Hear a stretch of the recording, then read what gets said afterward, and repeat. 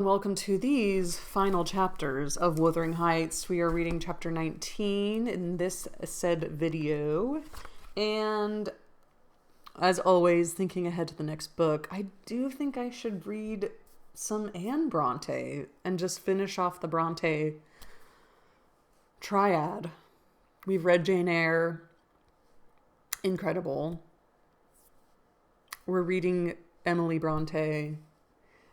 Anne Brontë wrote Agnes Grey and Tenant of Wildfell Hall, and one seems to be about a governess, navigating class, and the other seems to be about a woman in the throes of an alcoholic husband and domestic abuse. So we'll have to see what we feel at the time. It definitely is like a more stark commentary on class than anything Jane Austen has written about. Although there was some alcohol talked about, but these are all very like realism. Lots of realism. And this book has certainly, if I take myself into Victorian times, this certainly is shocking and very this is kind of what Emily's life was about, just like the moors and so many people in her life dying, and there was a lot of death and dying in her life, and so it's just been a very different stark contrast between Jane Austen, and I started reading that almost exactly a year ago, started with Pride and Prejudice on this book journey through the classics. So here we go, chapter 19. We'll see what's happening. While Mr. Heathcliff is gone, Hareton and Catherine have made a truce, and they are bonding over books. Get into it. Get back into books. We all need to get back into books. Chapter 19. On the morrow of that Monday, Earnshaw, being still unable to follow his ordinary employments and therefore remaining about the house, I speedily found it would be impracticable to retain my charge beside me as heretofore. She got downstairs before me and out into the garden, where she had seen her cousin performing some easy work. And when I went to bid them come to breakfast, I saw she had persuaded him to clear a large space of ground from currant and gooseberry bushes, and they were busy planning together an importation of plants from the Grange. I was terrified at the devastation which had been accomplished in a brief half hour. The black currant trees were the apple of Joseph's eye. Oh no. And she had just fixed her choice of flower bed in the midst of them. Oh no. Joseph's going to be pissed. Oh. There, that will be all shown to the master, I exclaimed, the minute it is discovered. And what excuse have you to offer for taking such liberties with the garden? We shall have a fine explosion on the head of it. See if we don't. Mr. Harrison, I wonder you should have more wit than to go and make a mess at her bidding. I've forgotten they were Joseph's, answered Earnshaw, rather puzzled, but I'll tell him I did it. This is Catherine and Heathcliff 2.0. We always ate our meals with Mr. Heathcliff. I held the mistress's post in making tea and carving, so I was indispensable at table. Catherine usually sat by me, but today she stole nearer to Hareton, and I presently saw she would have no more discretion in her friendship. Then she said in her hostility, "Now mind you don't talk with and notice your cousin too much," were my whispered instructions as we entered the room. "It will certainly annoy Mr. Heathcliff, and he'll be mad at you both." "I'm not going to," she answered. The minute after, she had sidled to him and was sticking primroses in his plates of porridge. He dared not speak to her there. He dared hardly look, and yet she went on teasing, till he was twice on the point of being provoked to laugh, and I frowned, and then she glanced towards the master, whose mind was occupied on other subjects than his company, and his countenance evinced, and she grew serious for an instant, scrutinizing him with deep gravity. Afterwards, she turned and recommenced her nonsense. At last, Hareton uttered a smothered laugh. Mr. Heathcliff started. His eyes rapidly surveyed our faces. Catherine met it with her accustomed look of nervousness, and yet defiance, which he abhorred. "It is well you are out of my reach," he exclaimed. "What fiend possesses you to stare back at me continually with those infernal eyes? Down with them! And don't remind me of your existence again. I thought I had cured you of laughing." "It was me," muttered Hareton. "What did you say?" demanded the master. Hareton looked at his plate and did not repeat the confession. Mr. Heathcliff looked at him a bit, and then silently resumed his breakfast and his interpreted musing. We had nearly finished, and the two young people prudently shifted wider asunder, so I anticipated no further disturbance during that sitting, when Joseph appeared at the door, revealing by his quivering lip and furious eye that the outrage committed on his precious shrubs was detected. Oh, no. He must have seen Cathy and her cousin about the spot before he examined it, for while his jaws worked like those of a cow chewing its cud and rendered his speech difficult to understand, he began. Okay. I must have my wages and I must go. I had aimed to die where I served for 60 years, and I thought I'd carry my books up into the garret and all my bits of stuff, and they should have the kitchen to themselves for the sake of quietness. It was hard to give up my own hearthstone, but I thought I could do that. But no, she's taken my garden from me, and by the heart, master, I cannot stand it. You may accept the yoke, if you will, the oppressive power. I'm not used to it, and an old man doesn't soon get used to new burdens. I'd rather earn my food and drink as a labourer on the road." Now, idiot," interrupted Heathcliff. "Cut it short. What's your grievance? I'll interfere in no quarrels between you and Nelly. She may thrust you into the coal-hole for anything I care." "It's not Nelly," answered Joseph. "I wouldn't move for Nelly. Nasty good-for-nothing as she is, thank God, she cannot steal the soul from nobody. She was never so handsome that anybody would look at her without winking, not staring at her beauty. It's that frightening, graceless girl that's bewitched our lad with her bold eyes and her forward ways, till, no, if nearly bursts my heart. He's forgotten all I've done for him and taught him, and gone pulled up a whole row of the grandest currant trees in the garden, and here he lamented outright, unmanned by the sense of his bitter injuries and Earnshaw's ingratitude and dangerous condition." "Is the fool drunk?" asked Mr. Heathcliff. "Hareton, is it you he's finding fault with?" "I've pulled up 2 or 3 bushes," replied the young man, "but I'm going to set him again." "And why have you pulled them up?" said the master. Catherine wisely put in her tongue. "We wanted to plant some flowers there," she cried. "I'm the only person to blame, for I wished him to do it." "And who the devil gave you leave to touch a stick about the place?" demanded her father-in-law, much surprised. "And who ordered you to obey her?" he added, turning to Hareton. The latter was speechless. His cousin replied, "You shouldn't grudge a few yards of earth for me to ornament when you have taken all my land." "Your land, insolent slut! You never had any," said Heathcliff. "And my money," she continued, returning to his angry glare, and meantime biting a piece of crust, the remnant of her breakfast. "Silence!" he exclaimed. "Get done and be gone." "And Hareton's land, and his money," pursued the reckless thing. "Hareton and I are friends now, and I shall tell him all about you." The master seemed confounded at the moment. He grew pale, and rose up, eyeing her all the while with an expression of mortal hate. "If you strike me, Hareton will strike you," she said, "so you may as well sit down."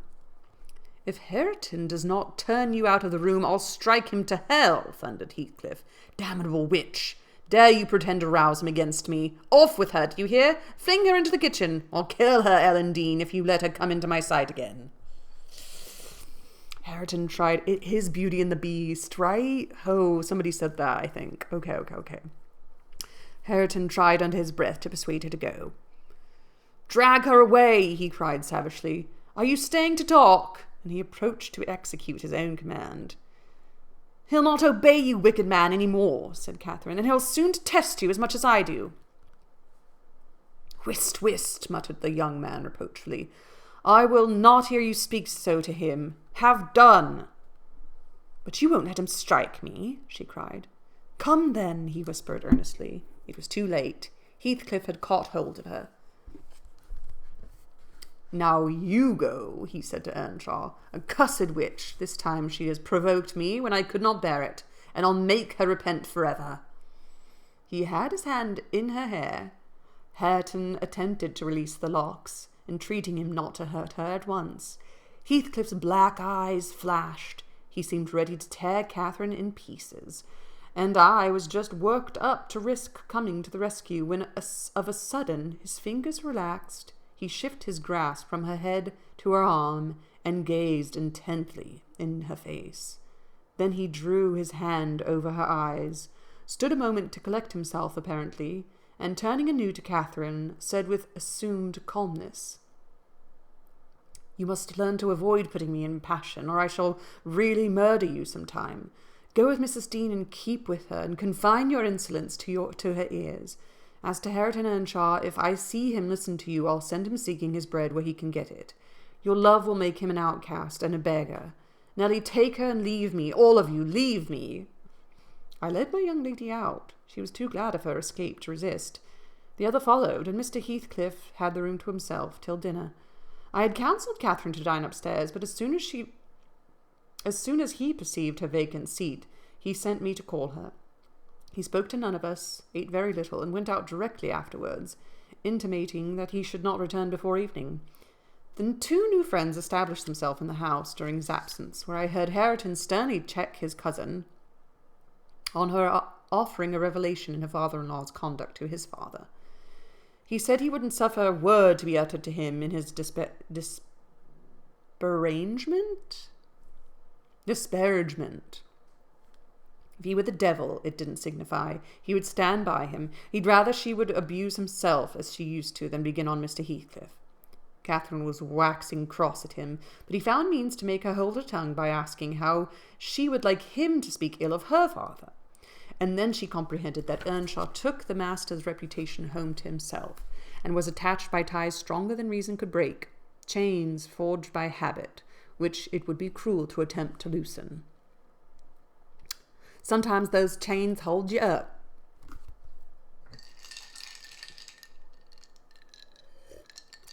Sometimes we have chains that just keep holding us up and keep us moving forward. She showed a good heart thenceforth in avoiding both complaints and expressions of antipathy concerning Heathcliff, and confessed to me her sorrow that she had endured to raise a bad spirit between him and Hareton. Indeed, I don't believe she had ever breathed a syllable in the latter's hearing against her oppressor since. When this slight disagreement was over, they were thick again, and as busy as possible in their several occupations of pupil and teacher. I came in to sit with them after I had done my work, and I felt so soothed and comforted to watch them that I did not notice how time got on. You know, they both appeared in a measure my children. I had long been proud of one, and now I was sure the other would be a source of equal satisfaction. His honest, warm, and intelligent nature shook off rapidly the clouds of ignorance and degradation in which he had been bred, and Catherine's sincere commendations acted as a spur to his industry. His brightening mind brightened his features, and added spirit and nobility to their aspect. Ooh, that's interesting. Do you think his face actually changed, or it's just like, or he's like saying different words and that's making his brain bigger and it's actually changing his facial features? That would be interesting.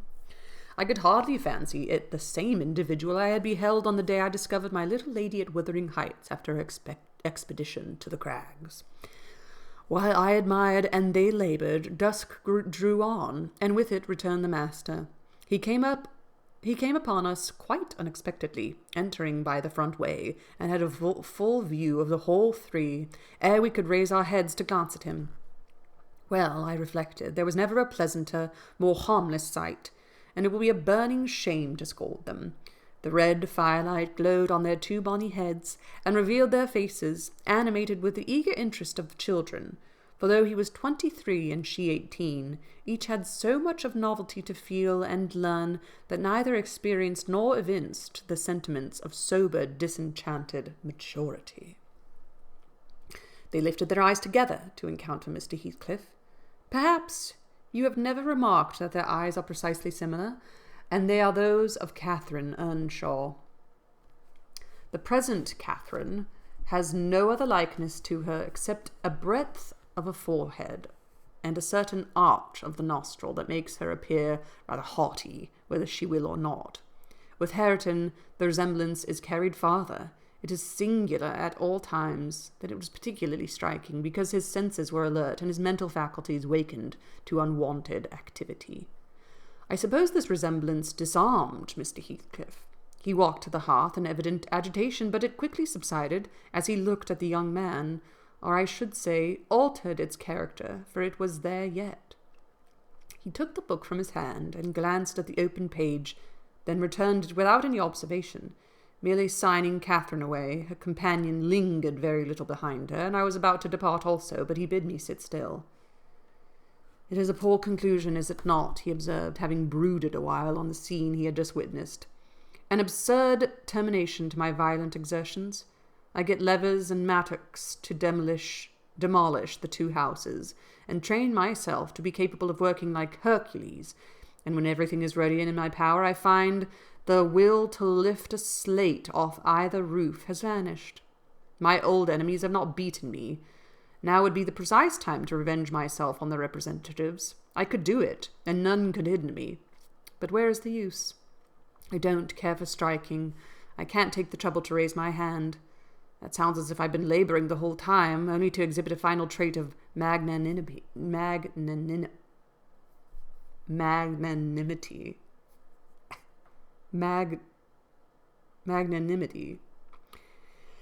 It is far from being the case. I have lost the faculty of enjoying their destruction, and I'm too idle to destroy for nothing. Nellie, there is a strange change approaching. I'm in its shadow at present. I take so little interest in my daily life that I hardly remember to eat and drink. Those two who have left the room are the only objects that retain a distinct material appearance to me, and that appearance causes me pain, amounting to agony. About her I won't speak, and I don't desire to think, but I earnestly wish she were invisible. Her presence invokes only maddening sensations. He moves me differently, and yet, if I could do it without seeming insane, I'd never see him again. You'll perhaps think me rather inclined to become so," he added, making an effort to smile, "if I try to describe the 1,000 forms of past associations and ideas he awakens or embodies. But you'll not talk of what I tell you, and my mind is so eternally secluded in itself, it is tempting, at last, to turn it out to another. 5 minutes ago, Hareton seemed a personification of my youth, not a human being. I felt to him in such a variety of ways that it would have been impossible to have accosted him rationally. In the first place, his startling likeness to Catherine connected him fearfully with her. That, however, which you may suppose the most potent to arrest my imagination is actually the least. For what is not connected with her to me, and what does not recall her? I cannot look down to this floor but her features are shaped in the flags. In every cloud, in every tree, filling the air at night, and caught by glimpses in every object by day, I am surrounded with her image. The most ordinary faces of men and women, my own features, mock me with a resemblance. The entire world is a dreadful recollection of memoranda that she did exist, and that I have lost her. Well, Hareton's aspect was the ghost of my immortal love, of my wild endeavours to hold my right, my degradation, my pride, my happiness, and my anguish. But it is frenzy to repeat these thoughts to you, only it would let you know why, with a reluctance to be always alone, his society is no benefit, rather than an aggravation of the constant torment I suffer, and it partly contributes to render me regardless how he and his cousin go on together. I can give them no attention any more. But what do you mean by a change, Mr. Heathcliff? I said, alarmed at his manner, though he was neither in danger of losing his senses nor dying. According to my judgment, he was quite strong and healthy, and as to his reason, from childhood he had a delight in dwelling on dark things and entertaining odd fancies. He might have a monomania. He might have had a monomania on the subject of his departed idol, but on every other point his wits were as sound as mine. I shall not know that till it comes, he said. I'm only half conscious of it now. You have no feelings of illness, have you? I asked. No, Nelly, I have not, he answered. Then you are afraid of death? I pursued. I think that's why he hated Linton so much, because Linton had absolutely no resemblance to Catherine whatsoever. Oh my God. And he kept Hareton and Catherine around because... Oh my God. Afraid? No, he replied. I have neither a fear nor a presentiment, nor a hope of death. Why should I, with my hard constitution and temperate mode of living and unperilous occupations, I ought to, and probably shall, remain above ground till there is scarcely a black hair on my head, and yet I cannot continue in this condition. I have to remind myself to breathe, almost to remind my heart to beat, and it is like bending back a stiff spring. It is by compulsion that I do the slightest act, not prompted by one thought and by conclusion that I notice anything alive or dead which is not associated with the one universal idea. I have a single wish, and my whole being and faculties are yearning to attain it. They have yearned towards it so long and so unwaveringly that I'm convinced it will be reached, and soon, because it has devoured my existence. I'm swallowed up in the anticipation of its fulfillment. My confessions have not relieved me, but they may account for some otherwise unaccountable phases of humour which I show. Oh God, it is a long fight. I wish it were over. He began to pace the room, muttering terrible things to himself, till I was inclined to believe, as he said Joseph did, that conscience had turned his heart into an earthly hell. I wondered greatly how it would end. Though he seldom before had revealed this state of mind, even by looks, it was his habitual mood, I had no doubt. He asserted it himself, but not a soul from his general bearing would have conjectured the fact. You did not, when you saw him, Mr. Lockwood, at the period of which I speak. He was just the same as then, only fonder of continued solitude, and perhaps still more laconic in company. Laconic.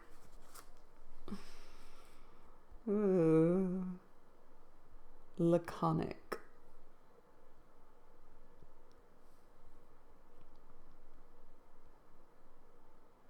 Using very few words. Okay. Whew. Chapter 19. Join me next time for the very, very, very, very, very last chapter of Wuthering Heights. He's truly just always thinking about Catherine, and I'm starting to understand. Hareton and Catherine just absolutely remind him of Catherine. He wants them around, but he hates having them around. He doesn't want them around, but he can't make them go away. I get it, I think. But we still have a last chapter to go. You can't stop a book in the middle of it. Why would you do that? That's terrible. We have to find out. Happy reading to you all, and ta-ta.